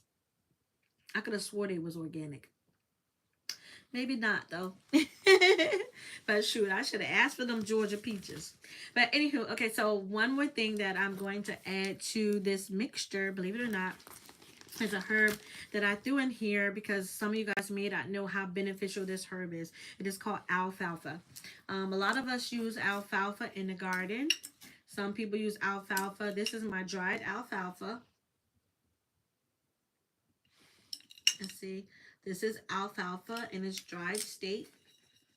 And alfalfa is so, people are using it in their garden because of its high nutrition value. The nutrition in alfalfa is phenomenal. It is high in minerals, it's high in vitamins, and it's a phenomenal herb. And y'all know, so when I am creating a formulation, I like to make sure that I'm adding enough vitamins and minerals in that formulation so that I am healing along the process. Even though it's serving a purpose of being a healer for arthritis and things like that, I want to make sure that we're also rubbing in some nutrients, some vitamins and minerals that we don't normally get on a regular basis. Now, alfalfa is great for if you wanted to say you want to take alfalfa outside of using it in your garden. Believe it or not, when you put alfalfa into your compost or your compost tea or whatever, you are adding this same nutrition to your beautiful plants. Your plants are getting vitamins and minerals from the alfalfa. If you're using comfrey in the garden, your plants are getting those medicinal benefits of comfrey in your garden, and that's good. And it's not the same as a cross pollination. Your plant is actually absorbing the nutrients from those herbs that you are using in your garden. Okay, so it alfalfa is great for heart disease protection. It helps protect your heart, helps protect the cardiovascular system. It supports your kidney. It is great for helping to support the kidney, making the kidney strong. It helps support the urinary tract system. Helps so people who have who get UTIs and things of that nature. This helps to strengthen your urinary tract system. It lowers cholesterol. Now, the number one reason why I am using it in this formulation here is because it relieves pain. So this is another herb that helps, besides the calendula, that helps with pain. Okay, so that makes it a nervine herb. Alfalfa will fall into that category. Alfalfa, besides protecting the heart, it also assists with digestion, and for those who suffer from diabetes, it helps to regulate your blood sugar levels. Okay, alfalfa is great in that it helps to support your blood sugar levels and aid digestion. So if you wanted to drink, make a ginger tea, alfalfa will be a nice herb to add to that ginger drink that you may want to make. Or if you want to make a smoothie with some ginger, you can add some alfalfa herb as well to it. Alfalfa, the vitamins that alfalfa has, vitamin K, B complex. When I say B complex, that means it has B2, B9, B1, B3, and B6. It doesn't have B12, so it's kind of, yeah, it's still a complex of B vitamins, so that's good. But it also has a high percentage of vitamin C. I mean, it's high in antioxidant levels. Okay. Um, it is also great in vitamin A. Vitamin A is going to help us with our skin. Okay. So that's why I'm adding it, because of its vitamin A properties. Also because vitamin E. Vitamin A, blah, blah, blah, blah. Sorry, I'm trying to talk too fast. Vitamin E helps with the absorption of vitamin A. And for those who are always buying those vitamin E things and they don't have enough vitamin E, you can use herbs and get a natural source of vitamin E. So alfalfa is great. It is has vitamin E, has a great amount of vitamin A, a great amount of vitamin C. It's high in vitamin B3, and another is high in vitamin K. So vitamin E helps with not just vitamin A, but also with vitamin K. Now, it also helps with minerals. One of the highest minerals we need, especially during this time of year, the reason why I said to use calendula because it's good for coughs and sore throats. Alfalfa is good with it too, because alfalfa contains zinc. I shared with you guys a couple videos back how important zinc is, especially if to help the body fight off infection. You need zinc. Okay, you really, really need zinc. You not only just need vitamin C, but you need zinc. A lot of us will get our vitamins where we don't get our minerals. We need minerals. Okay, the alfalfa is really good with minerals. It not only does it have zinc, but it has phosphorus. It has magnesium. For my people who are, why that's another reason why I'm using it in this mixture, because those with those inflammatory diseases like arthritis and carpal tunnel, things of that nature, we need magnesium. So alfalfa is great in magnesium, which is why I'm using it in this formulation. It is high in magnesium. It is super high in phosphorus. It has iron.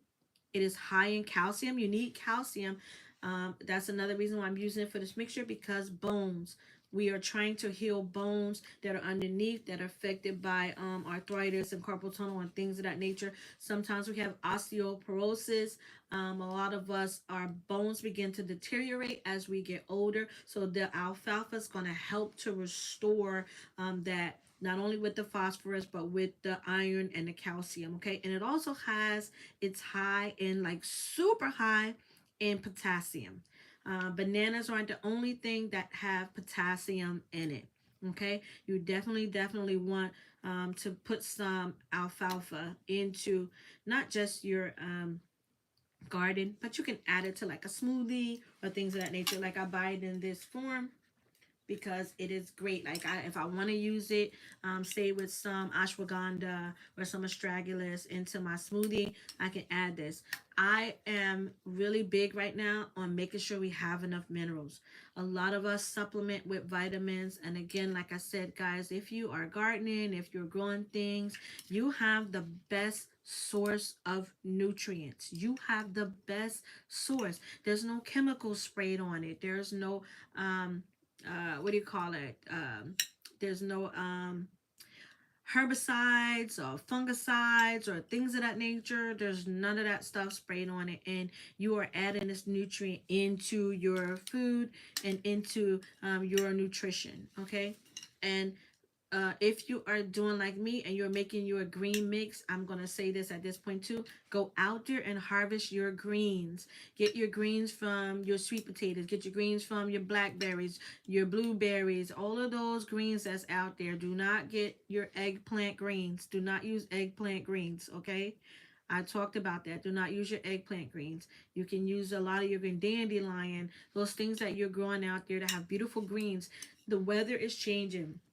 Like I went out into my garden today and I wanted to look around and see what was growing and what looks like the weather is starting to affect it. Like my peppers, I got a ton of peppers that came back, but some of the leaves are starting to turn. So what I did, I started harvesting some of the leaves.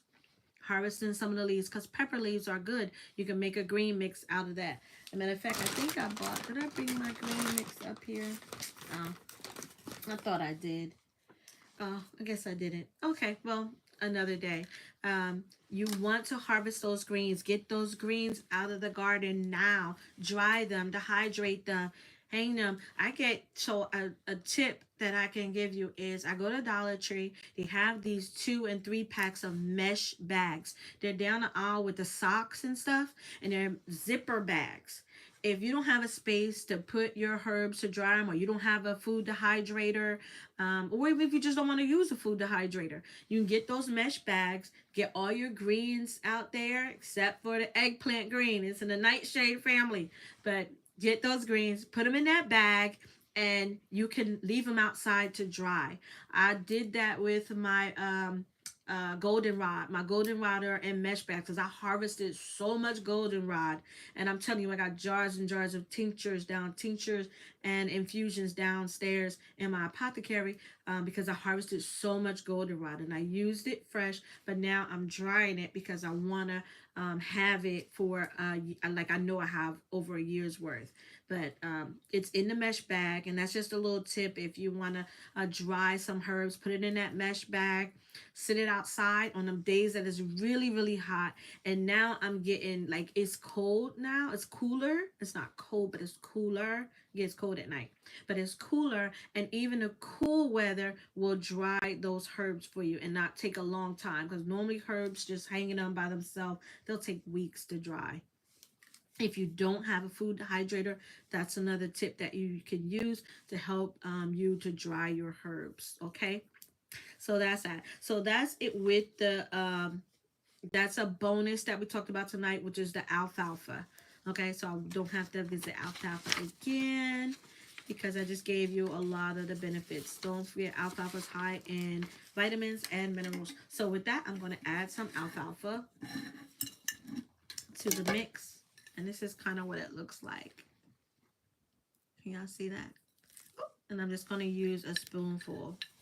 Okay, not too much, just a little bit to give me just the right amount of nutrition. Okay, see that? So now we got alfalfa in there, we got roses in there, we got hibiscus in there, we have marigolds in there, we have calendula. Okay, so those are the herbs that I use. That's the basis. That is the basis formulation. For anybody that's looking to make a nice mix to help them, you can even use this as a tea. You do not have to make an oil infusion. You could take this same mesh bag and you could put it into, this is going to make more than a cup. If you're going to use the amount like I'm using, this is going to make you a gallon. What I would do is I get a gallon of water, make you an infusion. a gallon infusion. Take this bag, put it in that gallon of water, bust the cap open, stick this in there. You may have to take like maybe a quarter cup of the water out of it. Put this in there and let it infuse 24 hours overnight. If you let it infuse for 24 hours, you will have a very potent tea. And you can take that tea, let it infuse for 24 hours. I like to let it go 24 to 48 hours, depending on the severity of the person that I am giving this to.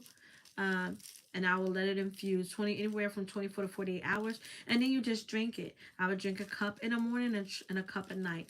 This is not a herb that is going to wake up your metabolism, okay? So you can take this at night. This is a calming tea. This one here that we're making is more of a calming tea. So you can, like, if you're the type of person that wake up early in the morning, before the sunrise, yeah, you want to take this. Take a cup of it in the morning and take a cup at night, okay? But this will infuse for a whole gallon, okay? Are there any questions before I go on to share your own mouthwash? Again, I'm only taking a nice little teaspoon like that, and I'm putting that in there, okay? So I'm not going to crush it up until I'm ready to infuse it. When I get ready to infuse it, I'm going to just crush it all together so I can get those medicinal properties ready to be released, okay? So I just closed it on up. Now, this one, I am going to add additional herb to it. I'm trying to think. I think, so because I have the alfalfa, I was going to use my oregano. This is my dried oregano. This is the oregano flowers and a oregano plant. This is my oregano. Oregano has, I'm talking maybe 20-30 properties. Like, besides being in a managogue, which is one that helps to regulate the flow of your menstrual cycle, helps with menstrual symptoms. But oregano is like black seed. Black seed oil. This is black seed right here. They have such powerful medicinal properties. And if you have oregano growing in your garden, it is so best fresh. It's even still great dried. Oregano, I'm telling you, is a healing plant, and its medicinal properties are numerous. So if you have some oregano growing in your garden, hey, make sure you get that bad boy dried up so it can carry you through the fall. All of my oregano, I cut and use it in my dried mix. I will use it in my dried mixture. In my green nutrient mix, I mean, not my dried mixture, it's already dried. In my green nutrient mix, I use my oregano from the garden. I'm constantly using it. If I'm cooking, I'm going outside to cut me some oregano, okay? That's how great that oregano is. So this is my oregano, and listen, oregano smells so good, y'all. It's strong. It's really strong. It's not like a flower scent, but it's you can really smell the strong properties of it. Like but because of how it smells, like it's gonna do some good to the body. But I was gonna use the oregano in this mix, but because I got the alfalfa and the alfalfa contains just as many vitamins and minerals, I'm not gonna use the oregano today. Okay. But oregano and black seed, oh my goodness, have phenomenal properties in them. Okay, if you've never seen black seed, you know how everybody is taking black seed oil. I'll quickly tell you guys in a hot second to go to Pharmacy for Life and get your black seed oil. It is the most potent black seed oil, and one that I will stand on because I used it along with their Irish sea moss to help heal a lot of my ailments. Okay. But black seed. So I bought some black seed because I wanted to be able to make my own infusion. But this is kind of what it looks like. Let's see. Can you guys see it? Some of you guys grow in a black seed plant. This is just a fruit from it, or the seeds from it. But that's black seed. Okay. So now y'all ready for the recipe for your own mouthwash? Are you ready? First, let me see. Are there any questions, anybody? I'm sorry. I do talk fast. I do share a lot of information. It's because I want to make sure that I get all of that information out. And so if I talk too fast or if there's a question that you have, please let me know before I move on. Okay, let me know if you have any questions. Any questions? Any questions? Any questions? Okay.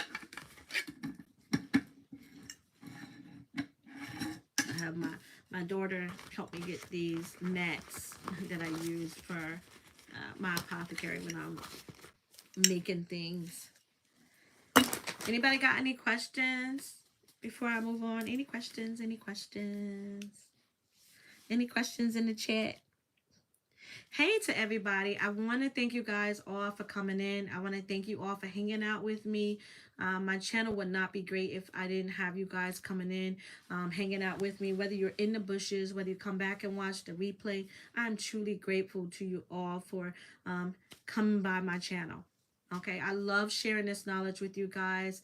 I love being able to provide it for free to you guys so that we can all, y'all know my motto, add a little glam, let's continue to grow together. And I truly mean that from the heart. Now, and also before I move on to, please, please, please, y'all, Florida, everybody that's down there in the eye of the storms and the hurricanes and tornadoes that's going on, please, please, please keep them in your prayer. Put the prayers hands up in the comments. Let them all know that we're thinking about them, that we're praying that nobody lose their life, that nobody lose a family member. My sister is in North Carolina. I'm praying over her. North Carolina got hit hard by the last one. Thank God. They told me they only just lost power for a couple days, but they were okay. They were okay with food and things of that nature. But please, guys, put their hands up. Hi, Mona. Hey, Mona. Put your prayer hands up in the chat. Let's pray for those who may be affected. Georgia, I don't know if you guys are affected by it, but anybody that is in the eye of the storms, we keep them in our prayer and we look out for one another. That's what I love so much about this community, is that we help each other out, especially those that, you know, things like that happen to them. So please, please keep all of them. Anybody that's down there, if you got family or anybody that's down there that's affected, because I know that the storm, it already hit. So I'm just praying for everybody that's affected by it, whether you have family or whatever. Okay, so on to that. So now let's start with our herbal mouthwash. Okay, they use alcohol. Alcohol is used in mouthwash, but alcohol is very drying. Alcohol, believe it or not, affects your lymphatic system. So I was a big person. I hated Listerine, that strong alcohol content in it. I hated Listerine. So I would drink Scope or something like that, but all of those have other chemicals in it. And anything that has more than 3 or 4 ingredients, to me, is too many. Okay, so now I'm going to teach you guys how to make your own herbal mouthwash. So in your mouthwash, if you guys got a pen, y'all ready?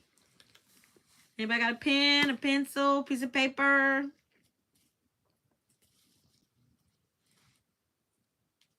And thank you guys for praying with me tonight for those that are affected by the storm. Even if you guys, anybody that's in the chat or watching this video, any of you guys that are affected by the storm, please, my prayers are for you as well. And listen, don't forget to hit that like button. Show me some love. Hit that like button. Hit that like button.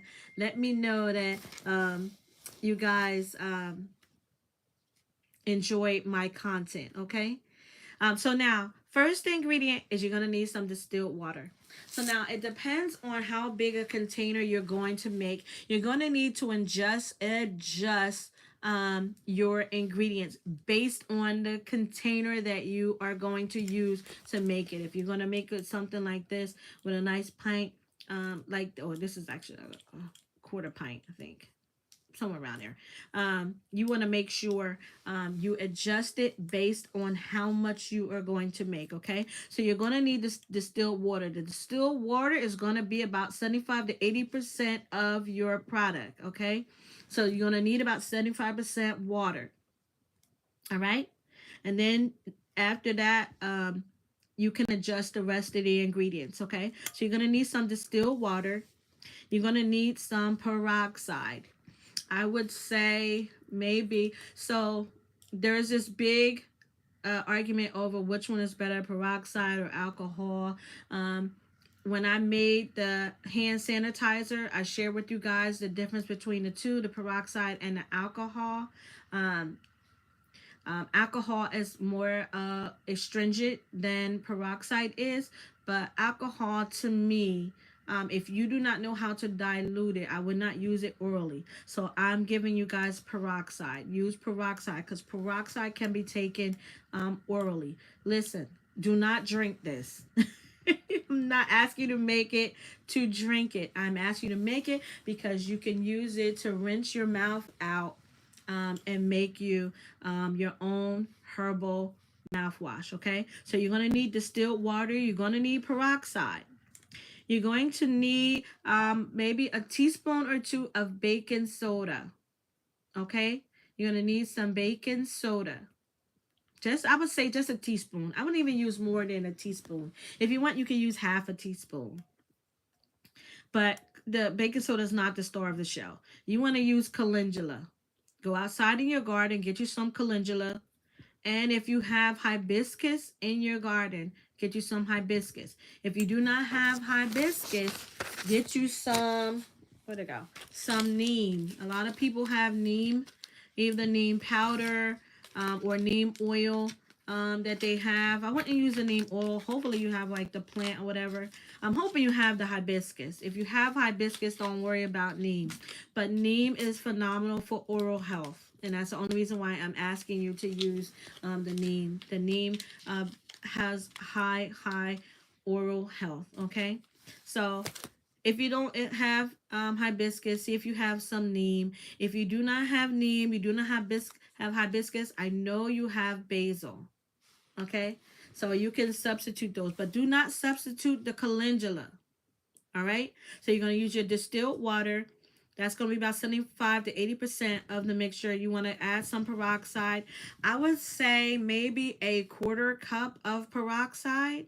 You can use depending on how much you're going to make. But if I'm doing it like this, I'm going to fill this up 3/4 of the way with the distilled water. Then I'll add a quarter cup of peroxide. I'll add a teaspoon of baking soda. I'm going to add my calendula petals. Put your calendula in there first. Put the calendula in there first, then you add your distilled water, then you add your peroxide, you add maybe a teaspoon, half a teaspoon of baking soda, and if you have some hibiscus, add the hibiscus. And then you want to let that infuse. I will let that sit maybe 24 to 48 hours, okay? You want to let it sit 24 to 48 hours. If you want to speed it up, you can use the double boiler method, but do not drink it while it's hot. Let it cool down.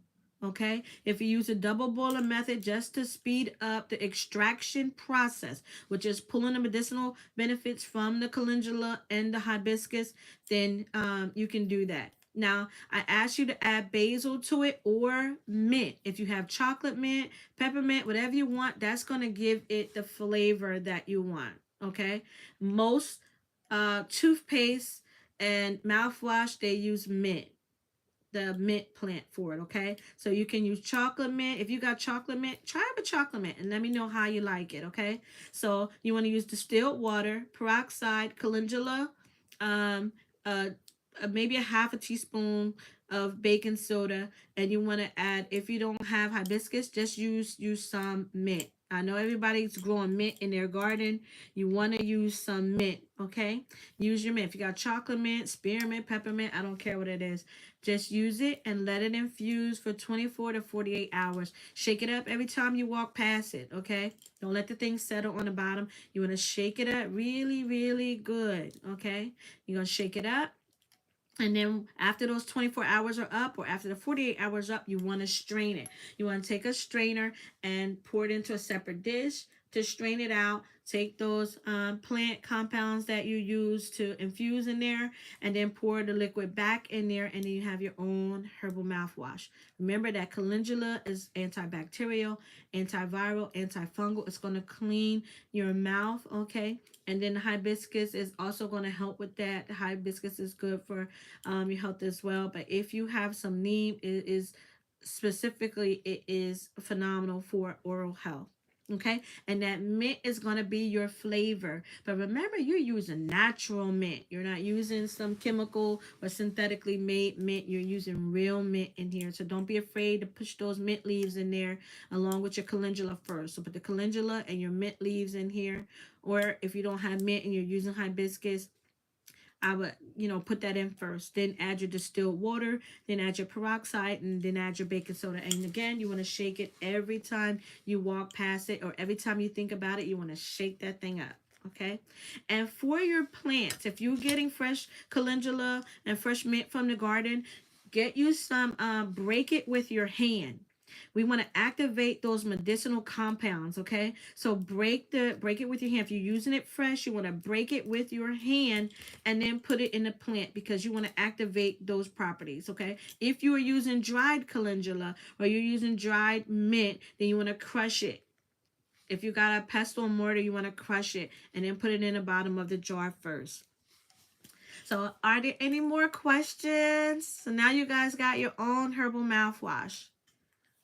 Let me know if you like it. Please, please, please come back and tell me how you like it.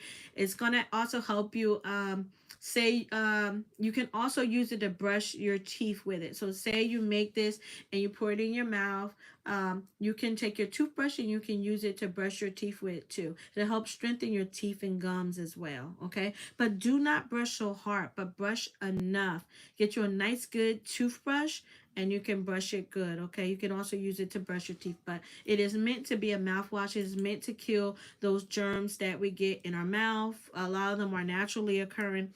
Some come from food and things we eat that cause bad breath. If you eat garlic all day long or whatever you do, it is phenomenal for that. Okay.